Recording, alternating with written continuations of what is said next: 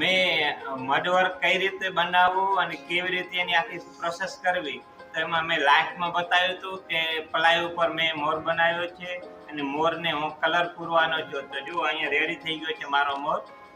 મોરના પેઇન્ટિંગની અંદર મેં મસ્ત મજાના એક્રેલિક કલર એટલે ફેબ્રિક કલરથી મેં કલર કર્યા છે. અંદર મિરર પણ લગાવ્યા છે અને કોન વર્ક પણ કર્યું છે. તો આ સરસ મજાનો મોર તૈયાર થઈ ગયો છે દિવાલ માટે લગાવવા માટેની ફ્રેમ.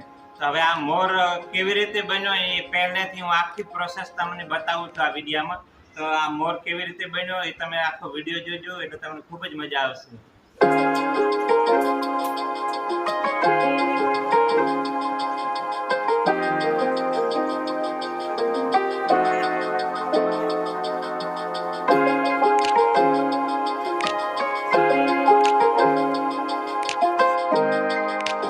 મેં અહીં મોર ડ્રો કરી રાખ્યો છે અને એના હવે મોરને ઉપરના ભાગથી હું સેવ લગાડવાની ચાલુ કરું છું. તો આપ જોજો કે આ રીતના ફેવિકોલ લગાડવાનું છે. પહેલું આઉટલાઈન ઉપર ફેવિકોલ લગાડી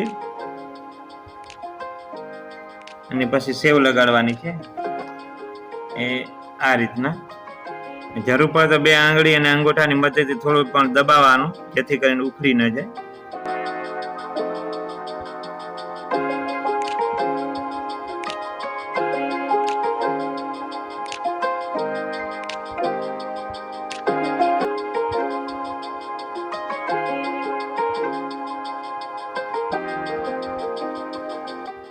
આવી રીતે આઉટલાઈન ઉપર સરસ મજાની સેવ લગાડતા જવાનું છે.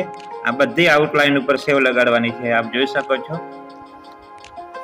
અને આ રીતે આખામાં આઉટલાઈન લાગી ગયા પછી માટી લાગી ગયા પછી એના ઉપર પાછો આખો ફરીથી વ્હાઈટ વોશ કરવાનો છે. અને વ્હાઈટ વોશ કરશો ને એટલે આ ટાઈપના તમારી ફ્રેમ પાછી દેખાશે. એ અહીંયા આખું બની ગયેલું તમે ફ્રેમ જોઈ શકો છો.